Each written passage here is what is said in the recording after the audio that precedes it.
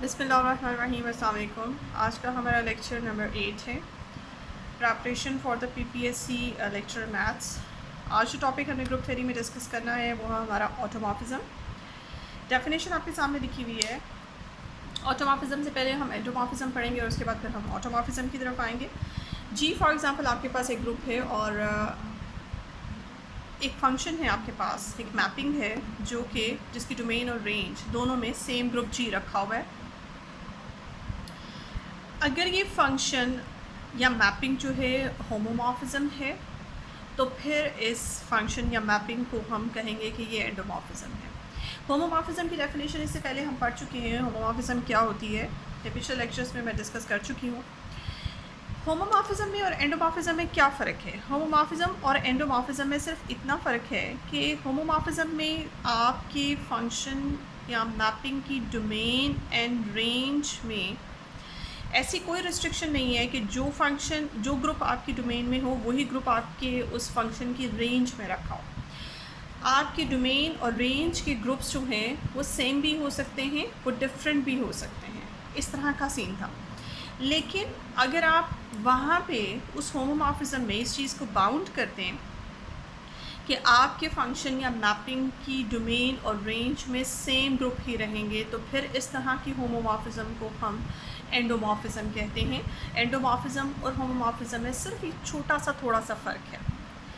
इसके अलावा अब यही एंडोमॉर्फिज्म यानी कि वही होमोमॉर्फिज्म जिसकी डोमेन और रेंज में सेम ग्रुप्स हैं, ये एंडोमॉर्फिज्म अगर बाइजेक्टिव भी बन जाए, बाइजेक्टिव क्वालिटी भी अपने अंदर रखे, तो फिर इस एंडोमॉर्फिज्म को हम कहते हैं कि ये ऑटोमॉर्फिज्म है।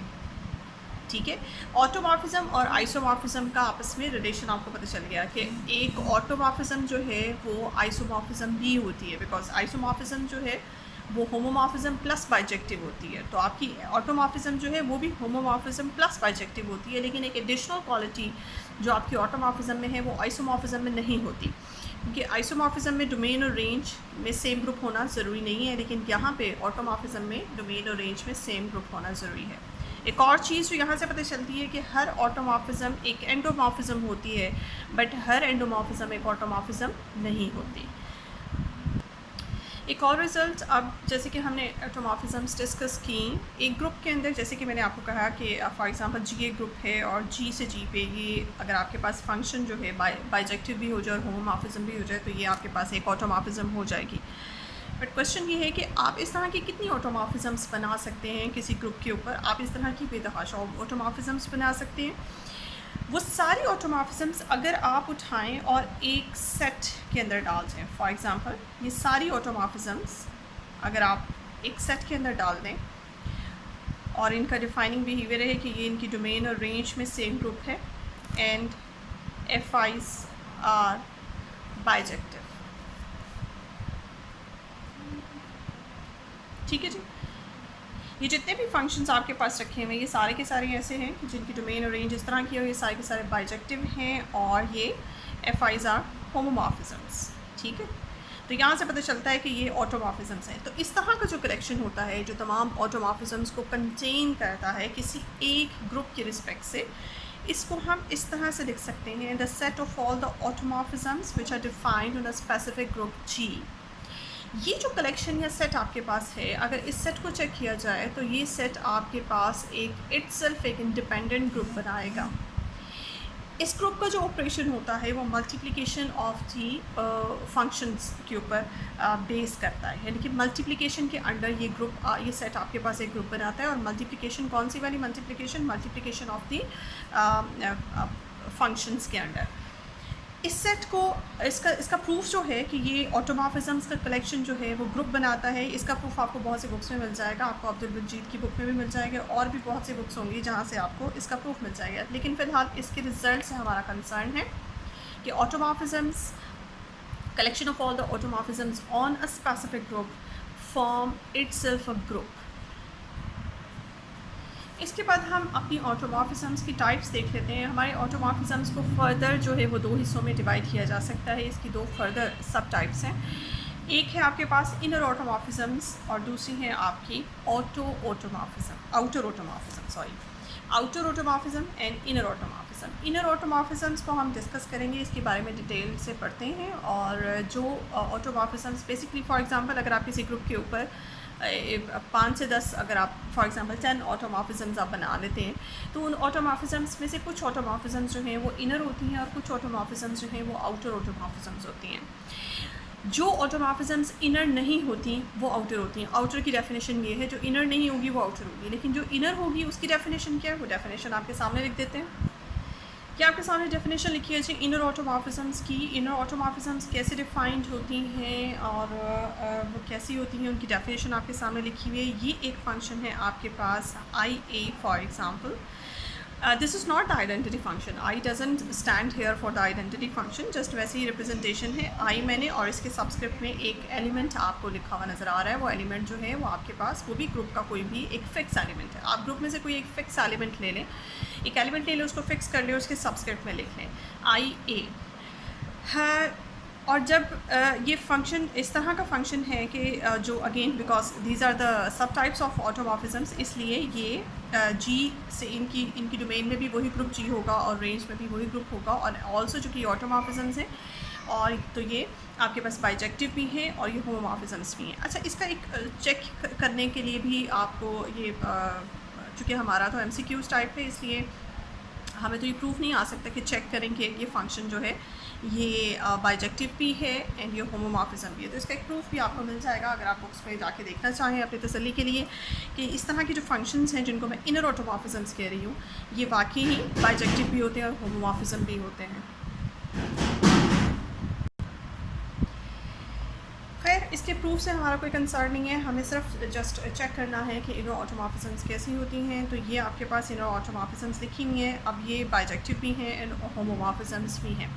डिफाइनिंग बिहेवियर इनका आपके सामने लिखा हुआ है। डिफाइन ऐसे होती हैं कि इनके सबस्क्रिप्ट में एक फ़िक्स एलिमेंट ज़रूर होता है जी का और ग्रुप का, और यहाँ ये जब भी ग्रुप के किसी भी एलिमेंट पे अप्लाई होती हैं तो आप उस एलिमेंट का ये कॉन्जुगेट बना देते हैं with respect to that particular element जो कि इनके सबस्क्रिप्ट में लिखा होता है। अगर आपके पास फॉर एग्जांपल आई बी लिखा होगा तो फिर इस जी का यानी कि जी ग्रुप के सारे एलिमेंट्स का जो कॉन्जुगेट बनेंगे वो with respect to the element B बनेंगे। ठीक है जी। तो ये आपके पास जो है आप देख सकते हैं ये इसका स्पेसिफिक बिहेवियर होता है। These are called the inner automorphisms of a group G. वो ऑटोमॉर्फिज्म्स जो इनर नहीं होती हैं उनको हम आउटर कहते हैं। आउटर ऑटोमॉर्फिज्म्स की एज सच कोई डेफिनेशन इस तरह से प्रॉपर्ली वो डिफाइन नहीं है, बस सिर्फ ये कहा जाता है कि वो ऑटोमॉर्फिज्म्स जो इनर नहीं होंगी वो आउटर ऑटोमॉर्फिज्म्स होंगी।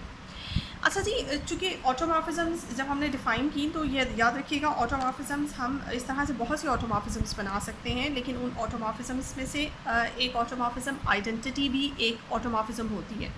क्योंकि ऑटोमॉर्फिज्म की डेफिनेशन क्या है कि उसकी डोमेन और रेंज में सेम ग्रुप है, तो आइडेंटिटी भी एज यू नो कि एक ऐसा फंक्शन होता है, बाय डेफिनेशन आइडेंटिटी एक ऐसा फंक्शन होता है जिसकी डोमेन और रेंज में हमें सेम जो है वो आपको सेट्स चाहिए होते हैं। अगर ग्रुप की बात करें तो सेम ग्रुप्स की ही ज़रूरत होगी।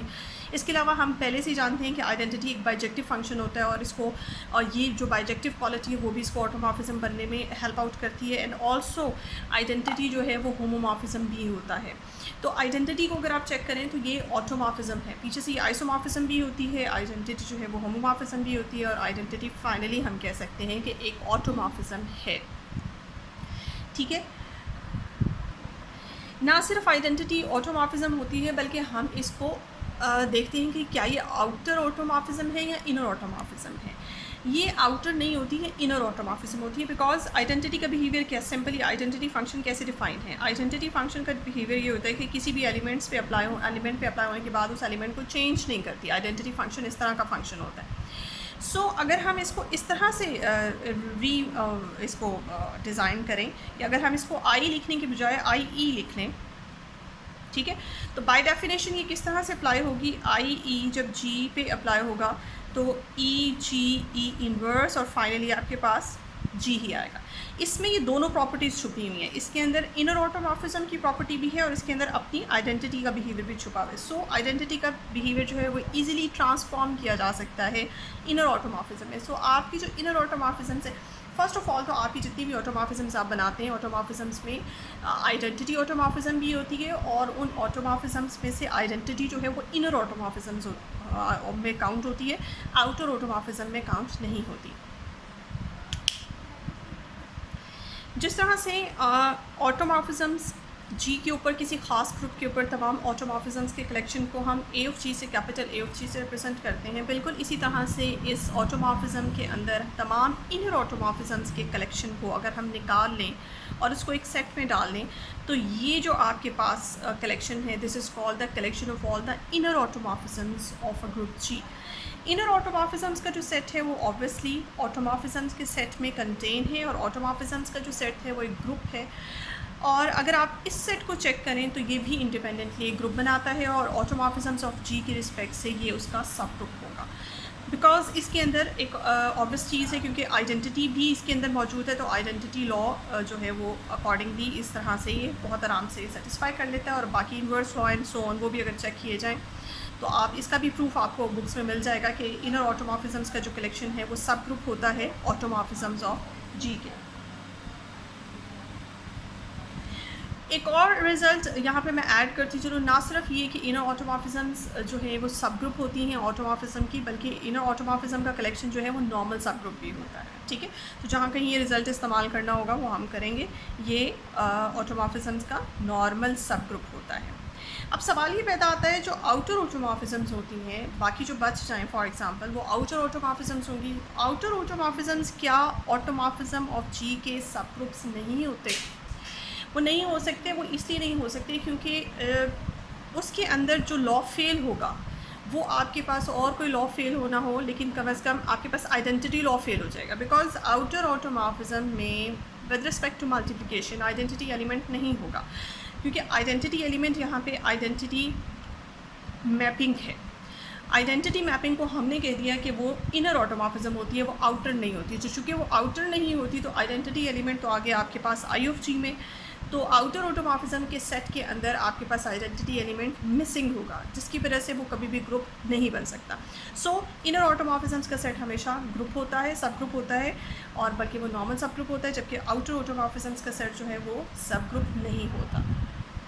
ऑटोमॉर्फिज्म से रिलेटेड एक बहुत इंपॉर्टेंट रिजल्ट है, इसके इस तरह की स्टेटमेंट भी एमसीक्यूज़ में हो सकती है। ये जैसे आपके सामने लिखा हुआ है कि चूँकि किसी ग्रुप के ऊपर बहुत सी ऑटोमॉर्फिज्म्स बन सकती हैं, लेकिन अगर आपका ग्रुप अबेलियन है तो एक ऑटोमॉर्फिज्म तो आप कंफर्म बना सकते हैं। वो कौन सी ऑटोमॉर्फिज्म है जिसका डिफाइनिंग बिहेवियर जो है वो आपके पास ऐसा है, यहाँ मैंने डिफाइनिंग बिहेवियर नहीं लिखा, phi of X is equals to X inverse.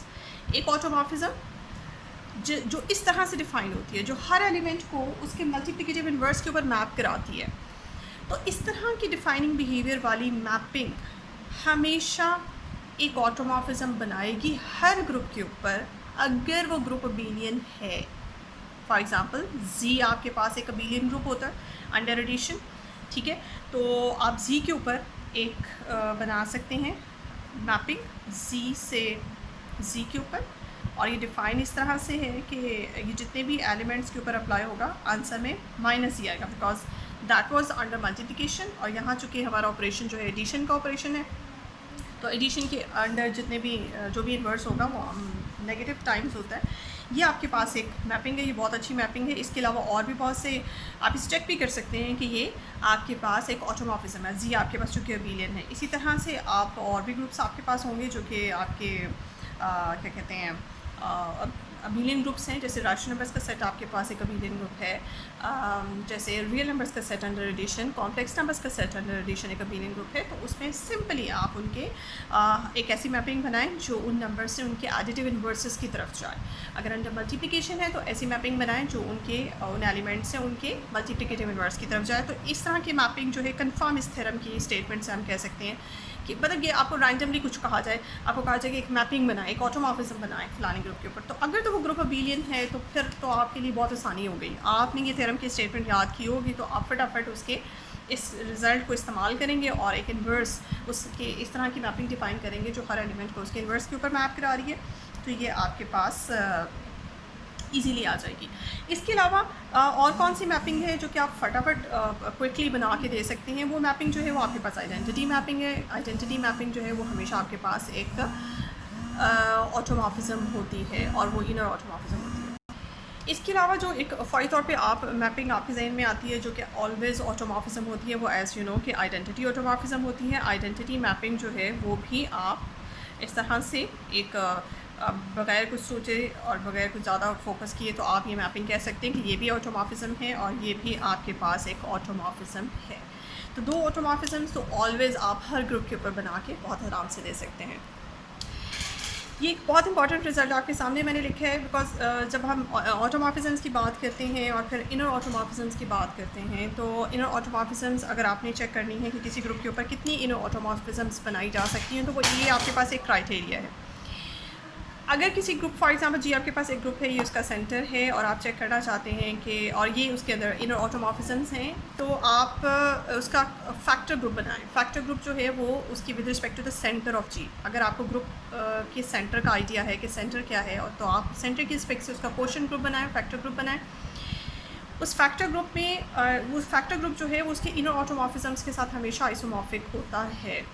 Means जब दो ग्रुप्स आपस में आइसोमॉर्फिक होते हैं तो वो उनका जो स्ट्रक्चर है वो सेम होता है। जो सबसे इंपॉर्टेंट रिज़ल्ट आप बना सकते हैं वो सबसे इंपॉर्टेंट रिज़ल्ट ये है डायरेक्ट कि वो ग्रुप्स आपस में ऑर्डर सेम होता है, उनका ऑर्डर सेम होता है, उनके एलिमेंट्स की कैरेक्टरिस्टिक सेम होती हैं, स्ट्रक्चर बिहेवियर उनका सेम होता है। तो यहाँ से कम एटलीस्ट आपको ये आइडिया ज़रूर हो जाएगा कि इनर ऑटोमॉर्फिज्म्स कितनी एग्जिस्ट करती हैं। जितना इस ग्रुप का ऑर्डर होगा उतना ही इस ग्रुप का ऑर्डर है। इसीलिए आप ये बता सकते हैं कि इसमें कितनी इनर ऑटोमॉर्फिज्म्स हैं।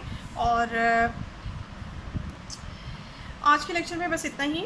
इंशाल्लाह मैं अपना एक लेक्चर ज़रूर रखूँगी जिसमें हम कम्प्लीटली इनर ऑटोमॉर्फिज्म्स बहुत से ग्रुप्स लेंगे और उनकी डिटेल में इनर ऑटोमॉर्फिज्म्स एंड टोटल ऑटोमॉर्फिज्म्स चेक करेंगे कि कैसे बनाई जाती हैं। आज के लेक्चर में आपके लिए इतना ही। आप मुझे इजाज़त दीजिए, नेक्स्ट लेक्चर के साथ इंशाल्लाह फिर हाज़िर होंगी। तब तक के लिए आप मेरी इस वीडियो को देखें, शेयर करें और अगर आपने सब्सक्राइब नहीं किया तो काइंडली सब्सक्राइब कर लें। Thank you so much.